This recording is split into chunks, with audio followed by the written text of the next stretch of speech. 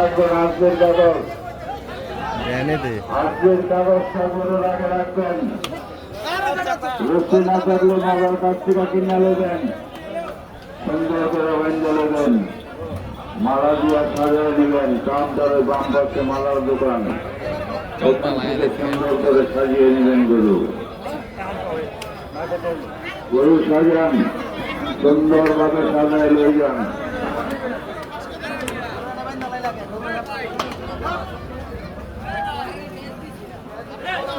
কাউন্টারে হাসি করার পর গরুর আগে কাগজটা পাঠাবেন প্রত্যেকটা ভলেন্টিয়ার তৎপর থাকবেন হাসি পাওয়া যাতে গরু না যায় লক্ষ্য রাখবেন